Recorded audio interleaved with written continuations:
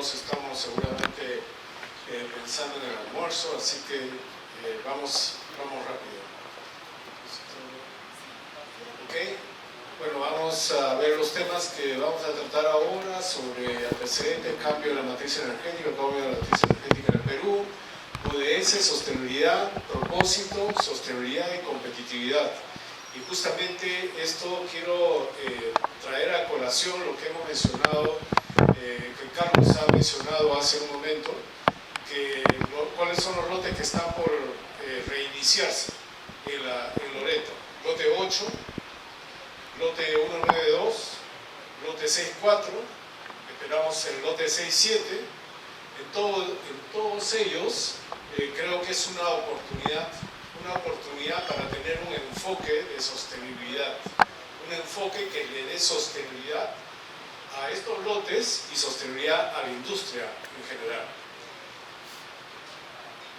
Rápidamente, es un recuento histórico de lo que teníamos en una primera revolución industrial, se usaba el carbón, la segunda revolución industrial, uso de electricidad, transporte masivo, y luego ya la tercera revolución donde aparecen las energías renovables también, pero también comenzó a tener preeminencia el gas natural.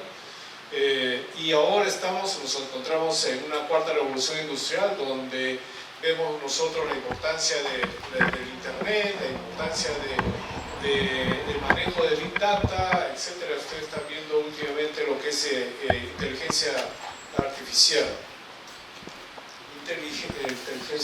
Correcto, miren, el carbón no dejó de ser una fuente de energía porque se haya acabado la fuente de carbón. En estos momentos se sigue utilizando carbón. Es por ello que debemos tener presente cuál va a ser el futuro de la energía y cómo es que se va a dar ese cambio de la matriz energética. Permítanme mostrarles. Este es el consumo de energía que se ha dado en el mundo. Vamos a hablar algunos de los temas que mencionó Manuel de geopolítica, por ejemplo, ¿no? En este caso, aquí vemos en la parte inferior el consumo de petróleo, luego viene el color rojo gas, el color gris, el carbón. Miren ustedes, toda esta columna representa los combustibles fósiles. El carbón, como es que todavía sigue siendo parte importante de la ecuación, el gas va subiendo cada vez más. Y luego viene ya en menor medida la energía nuclear, hidroeléctricas, y miren ustedes por aquí empezando a crecer las renovables. Y esto es algo que tenemos que prestar atención, porque estas renovables, en la parte superior del gráfico, son las que muestran una tendencia creciente. Cuando hay este tipo de curvas, lo que representa es que se está dando un cambio tecnológico. Y ese cambio tecnológico lo que está haciendo es que el costo unitario cada vez más de las renovables va a ir bajando. Y el que vaya bajando va a significar que simplemente va a ingresar en la ecuación de provisión de energía. Veamos cómo está la producción y el consumo de petróleo en sí. Y vemos cómo es que en la parte inferior, esta es la parte de la producción de Norteamérica, ¿no? Y ustedes ven el consumo de Norteamérica hasta el año 2005, como ven que en la parte del consumo era superior a la producción en Norteamérica. Y de ahí la producción va subiendo de tal forma que inclusive supera lo que tenían en consumo. ¿Eso qué significa? Que ahí entran a tallar el petróleo no convencional. Y ese petróleo no convencional ha cambiado la naturaleza del comportamiento de Estados Unidos, particularmente con relación a la importación o exportación de petróleo. Aquí en los últimos años ya inclusive está exportando. Y ustedes ven aquí de color naranja, esta es la producción que viene del Medio Oriente. Y esta producción del Medio Oriente básicamente lo que hacía era cubrir las necesidades que tenía el color verde claro, la parte de Norteamérica. Y ustedes pueden ver cómo es que esta producción de color naranja supera en todo momento su consumo, esto significa que es el exportador neto a nivel mundial. Pero muy interesante, miren este gráfico, la parte amarilla. ¿Qué es la parte amarilla? Asia. ¿Y cómo es que Asia, ¿no? Esto es lo que produce y esto es lo que está consumiendo? Y que está consumiendo no solamente en una gran cantidad, sino incrementando sus consumos. Entonces, cuando hemos estado escuchando el crecimiento económico de Asia, ustedes han escuchado, ¿no? Que esto, que bien, que es 7%, 8%, 10% de crecimiento anual. Mucho de eso, porque para que haya crecimiento se requiere energía, mucho de eso se explica en este gráfico. En este gráfico pueden explicarse, por ejemplo, cómo es que esta es la producción de Rusia, de color púrpura, y este es el consumo de Rusia. Entonces, Rusia también es un exportador neto de petróleo. Veamos a continuación cómo es el comportamiento con el gas natural. Con el gas natural, en la parte inferior también nuevamente, Norteamérica, y luego la subida. Esta subida, como les decía, es la tendencia del incremento de producción de gas no convencional. Pero como ustedes pueden ver, también el consumo fue subiendo, ¿no? Es muy importante, por ejemplo, ver acá como de color púrpura la producción de gas natural de la zona de Rusia. Este es su consumo y cómo es que la producción color amarillo y consumo de gas natural en Asia no cubre todo lo que consume Asia. Es por eso que escuchamos que hay mucha comunicación, hay muchos acuerdos entre Rusia y China en medio de toda esta crisis energética, la crisis mundial, pero ustedes ven cómo es que hay muchas conversaciones entre Rusia y China, porque tienen que cubrir su déficit energético, ¿no? De igual forma, en la página anterior, esta era la producción de Arabia Saudita, ¿no? En la época en que Estados Unidos era un deficitario, entonces tenía que tener como un socio principal a Arabia Saudita. Pero cuando ya Estados Unidos está produciendo más, Estados Unidos y Canadá produciendo más por los no convencionales, Arabia Saudita tiene que estar buscando a quienes le va a vender esos excedentes de producción. Todo eso explica los movimientos que se están dando a nivel mundial.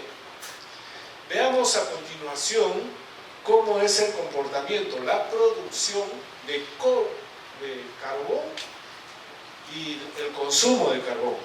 De manera general y rápidamente podemos ver que todos los continentes están bajando la producción de carbón, miren, y también están bajando el consumo de carbón.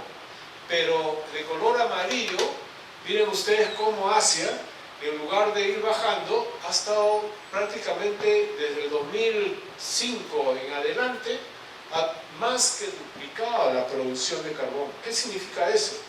Que los requerimientos de energía que tiene Asia para tener ese crecimiento que cada uno de nosotros admira, porque todos los productos made in China, aquí está la explicación. La necesidad de energía que se requiere para poder sustentar todo ese crecimiento y la necesidad que tiene de, por ejemplo, mantener las conversaciones con Rusia, mantener las conversaciones con los países árabes para poder suplir sus necesidades de energía. Y las necesidades de energía van a ser una limitación para el crecimiento de China en los próximos años. Veamos otras fuentes de energía. Por ejemplo, esta es la fuente de energía nuclear, esta es la fuente de hidráulicas, y miren, casi a nivel mundial se mantiene más o menos, pero nuevamente, Asia prácticamente duplicado sus inversiones en hidráulicas. Y aquí interesante, las curvas con relación a estas curvas de crecimiento exponencial, como les decía hace un momento, el crecimiento exponencial significa un cambio tecnológico. Cambio tecnológico que está mostrando que el costo unitario está reduciéndose. ¿Y esto de qué es? De renovables. Entonces, dos conclusiones. Las renovables están ingresando cada vez más a la matriz de suministro de energía y de manera muy importante, nuevamente en color amarillo, la participación de energía de parte de China, de parte de Asia. Es decir que no es que China está utilizando todas las fuentes de energía y no es que está diciendo yo me voy solo por renovables, no uso fósiles, no uso petróleo, gas, están usando todo y van a usar todo para mantener su crecimiento. Este cambio de matriz que estamos observando en esta gráfica, aquí están los diferentes suministros, este es el carbón, ¿no? Este es el gas natural, cómo es que el gas natural ha ido subiendo, pero el petróleo ya ha ido bajando en cuanto a su suministro como fuente de energía. Pero miren ustedes esta curva exponencial, esta curva que va subiendo, nuevamente para decirles cambio tecnológico e incorporación de las renovables. Eso no significa que desaparece el petróleo, vamos a ver más adelante, pero vemos cómo son las tendencias. Y aquí en este gráfico de la derecha, la línea superior en este gráfico es la provisión de energía que viene de renovables en Europa. Y en Europa, importante también mencionar cómo es que la primera fuente, el 25% de la energía en Europa viene de renovables. Entonces, vamos viendo allí las tendencias que se están dando a nivel mundial. Y esta es una proyección, hemos estado conversando hace un momento, por ejemplo, se firma un contrato, los próximos contratos van a empezar nuevos proyectos y esto es lo que estamos hablando ahora. ¿Cuáles son las oportunidades de esos nuevos contratos? Pero miren ustedes cómo es que a 2050, ¿no? Después de 30 años aprox, ¿quiénes son los que están en proyecciones siendo parte de la ecuación de suministro de energía? En primer lugar, sigue siendo el petróleo el principal suministro de energía. En segundo lugar, miren el crecimiento que ha tenido de color verde las renovables y va teniendo las renovables. Entonces, van a ser importantes, no hay que negarlas, pero la participación del petróleo y el gas natural va a estar allí. Pero, ¿qué petróleo y qué gas natural es el que va a estar allí? Esa es la pregunta que quisiera yo ir conversando con ustedes ahora, ¿no? Aquí está el gas natural, el carbón todavía sigue siendo parte de la ecuación.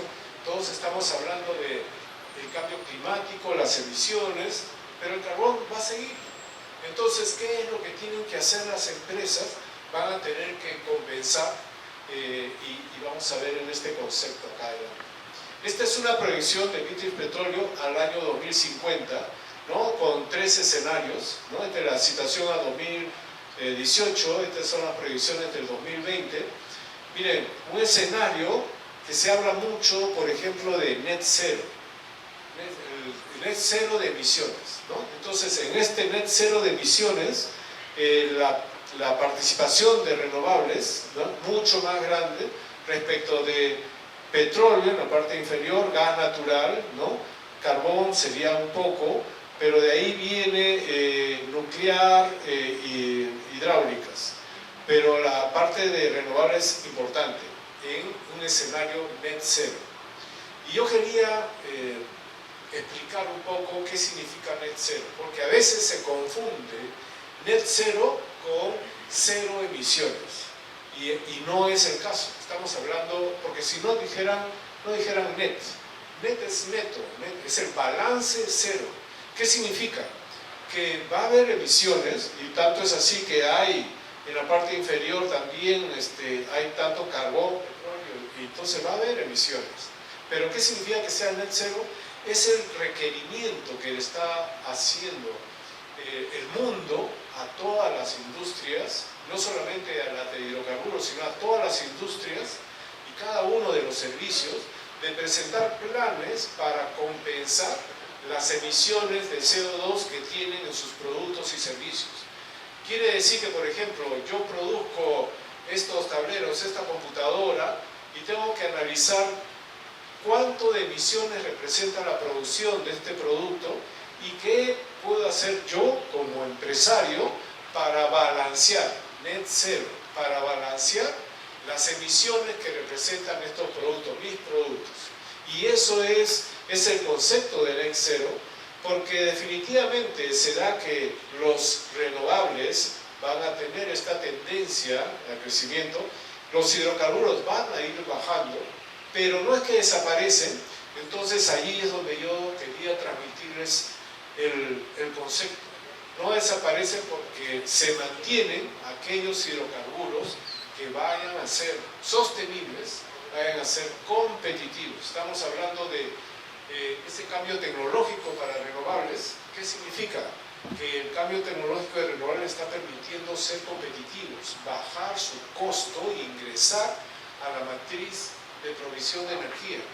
Entonces, ese crudo, ese petróleo, ese gas que vaya a estar el año 2050, también tiene que tener costos bajos. Significa que un país, hablando en general, un país que tenga producción costosa, regalías altas, no va a ser competitivo. Que tenga costos logísticos altos no va a ser competitivo. Entonces, ¿de qué depende ser competitivos? Allí es donde vamos a conversar más adelante. Depende de la innovación tecnológica, obviamente, y depende de la industria. La industria tiene que hacer lo necesario para reducir costos y mantenerse competitivo y mantenerse también sostenible. Ya vamos a ver más adelante. Esta es por ejemplo, una proyección al año 2040. Esta proyección al año 2040 mantiene lo que es la producción de petróleo, el gas natural, el carbono, las nucleares, hidráulicas, y nuevamente en la parte final del gráfico el mensaje, el crecimiento de las renovables. Veamos ahora cómo estamos en Perú y qué podemos hablar de Perú. Perú, como sabemos, es parte de toda esta tendencia que tiene un gran potencial de hidrocarburos, ¿no? Muy similar, y también se ha conversado en las reuniones anteriores con relación al potencial que hay en países vecinos y por qué no podríamos tener una producción similar, ¿no? Esta es la realidad. Ya la conversamos hace un momento con la presentación de Carlos, cómo ha ido disminuyendo la producción de petróleo a pesar de que tenemos todo ese potencial. En cuanto a gas, se está manteniendo ahí la producción básicamente porque eso depende del nivel de infraestructura que se tenga para poder tanto como transportar el gas como para poder utilizarlo en plantas, ¿no?, al final de los ductos.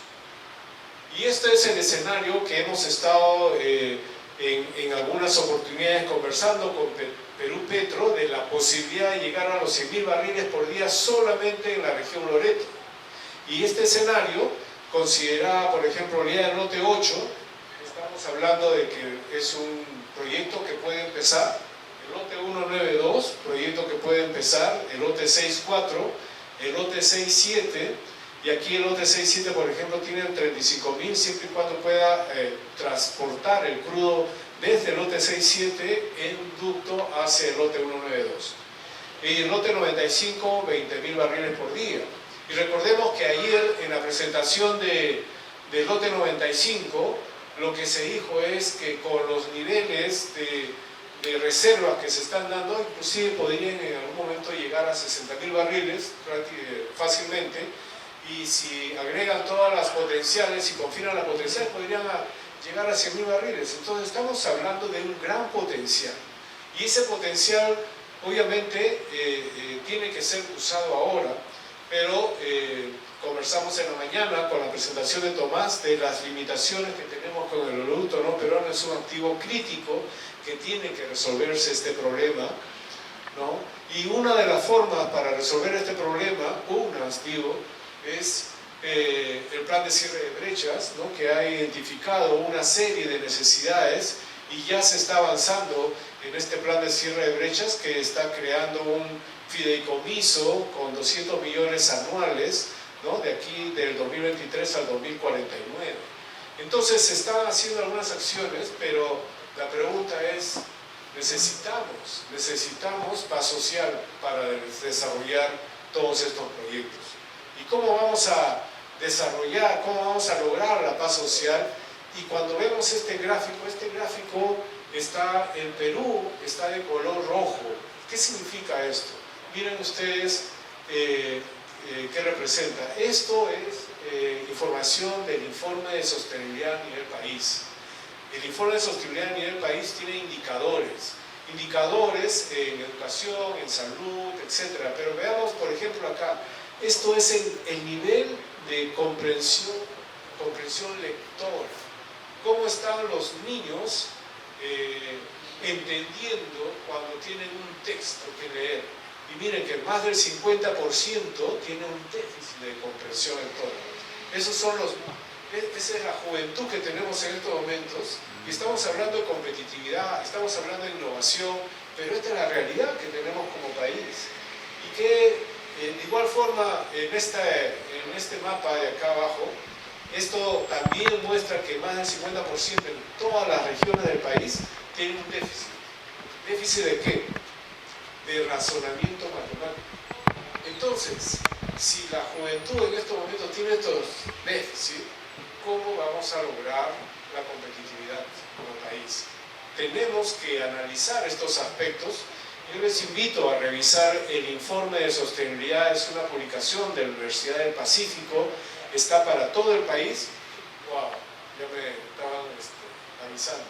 De igual forma, una condición también crítica para el país es la informalidad.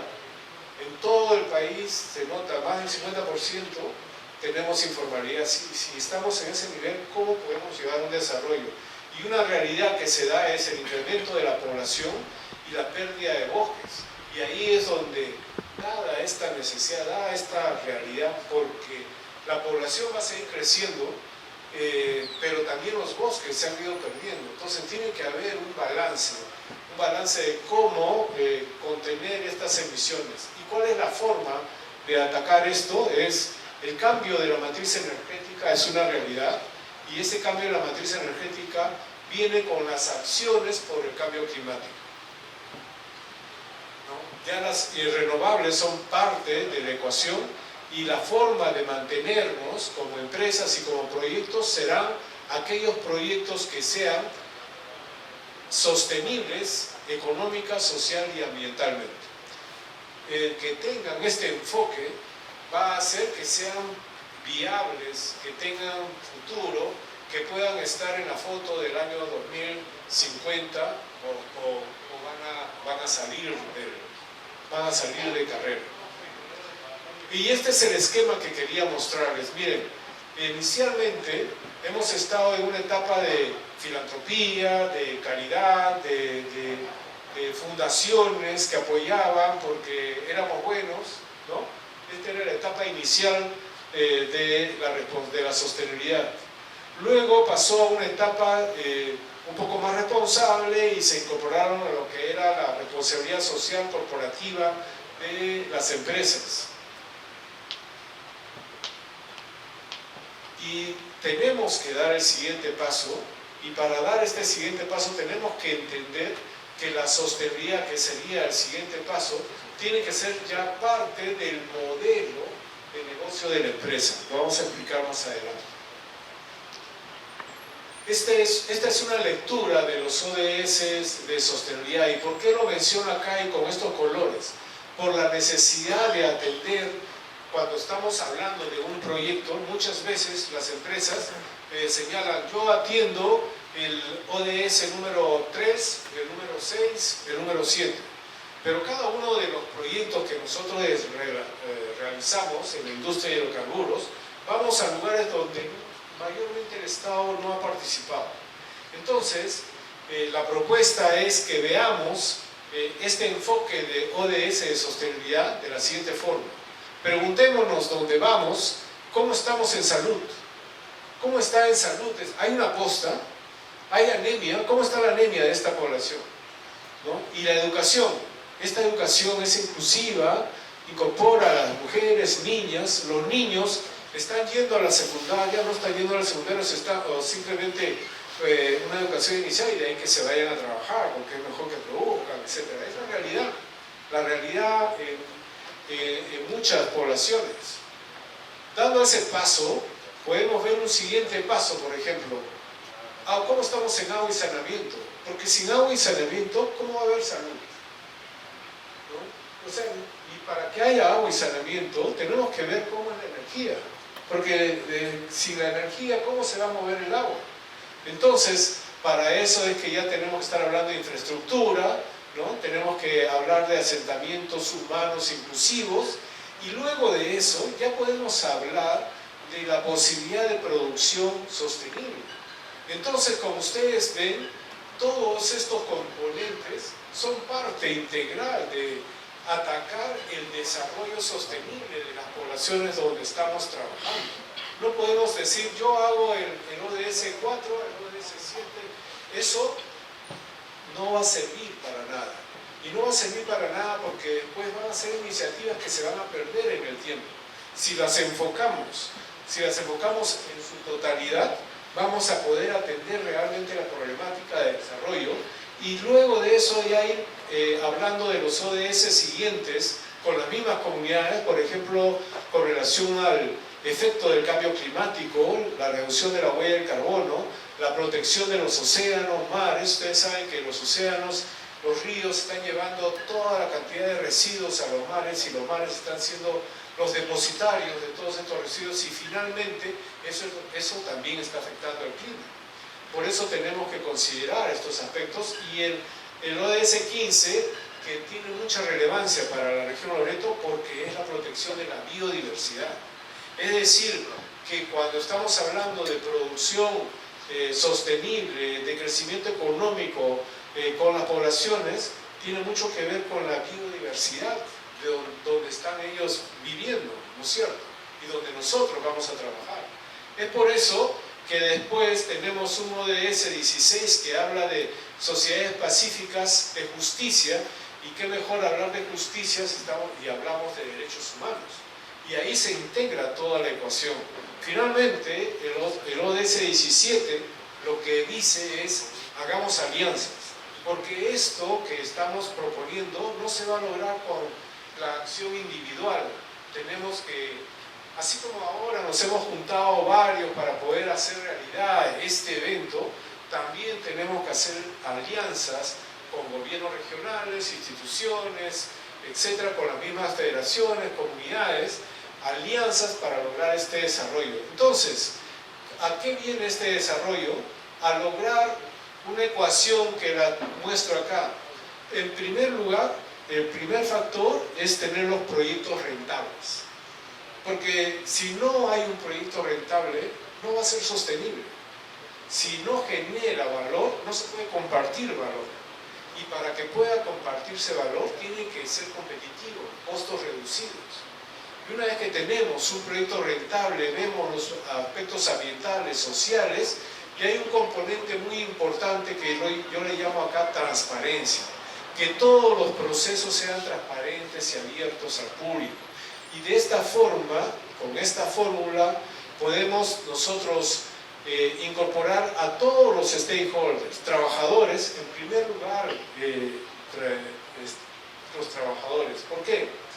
Porque son los trabajadores los que generan ese valor agregado para el cliente, a quien les vamos a vender, ¿no? Pero también muy importante ver cómo es que están los proveedores, y también es decirles a los proveedores, ¿y tú cómo estás en sostenibilidad? ¿Estás cuidando también tus emisiones? ¿Estás cuidando? ¿Estás respetando el ambiente? Y muy importante los inversionistas, ¿no? Porque ellos son los que están confiando en este proyecto, estos proyectos, las comunidades donde vamos a interactuar, y obviamente el medio ambiente. En conjunto, todos estos forman parte de estos stakeholders para que se cumpla esta ecuación, ¿no? Y ahí es donde yo, ya terminando, mencionaba que el propósito final de la empresa, que tiene que ser generar valor, pero para generar este valor tenemos que buscar el bienestar de las personas, bienestar teniendo en cuenta que las personas son los trabajadores, hay personas en los clientes, hay personas en los proveedores, y estamos hablando, en primer lugar, de negocio. Tengamos presente eso, sin negocio, sin rentabilidad, no hay sostenibilidad. Pero para eso es muy importante que haya una coincidencia una coincidencia entre lo que es el propósito de una empresa y el propósito personal de cada uno de estos trabajadores, de cada uno de los inversionistas. Si tenemos un propósito de las personas, donde se busca el bienestar de las personas, por una sociedad mejor, por un país mejor, ¿no? Y esa coincidencia de propósitos hace que podamos ser competitivos, porque todos vamos a seguir en esa línea, buscando el bienestar para las personas, porque nuestro negocio tiene que ser rentable. Por eso es que no tenemos que tenerle miedo a la palabra negocio. A veces como peruanos, negocio nos escarapela la piel, pero tenemos que hacer negocio. Sin negocio no hay sostenibilidad. Y aquí, por eso es que pongo acá, hay una transición entre estos beneficios y los propósitos. Y es muy importante tener en cuenta que esto es posible siempre y cuando haya innovación. O sea, si no avanzamos, ya estamos terminando, va a haber innovación. Y es por eso que se estudian los temas de economía circular, donde aquí tengo 9 R's. Todas estas, ¿qué representa? Innovación. Porque finalmente la innovación es lo que va a permitir reducir costos. Y, por ejemplo, hacer análisis de ciclo de vida de los productos, lo que les decía, por ejemplo, hagamos el análisis de cada uno de estos productos y veamos cómo es que participa desde materias primas, fabricación, uso y hasta el desecho de los productos, y cómo con tecnología podemos reducir emisiones, podemos reducir el uso de materiales. Por ejemplo, en esta curva era para mostrarles un ejemplo de este análisis de ciclo de vida. En 15 años se ha reducido a la mitad los materiales que se requieren para este producto. Y de esta forma poder lograr competitividad. Podríamos hablar más adelante, mayor detalle, ya terminando.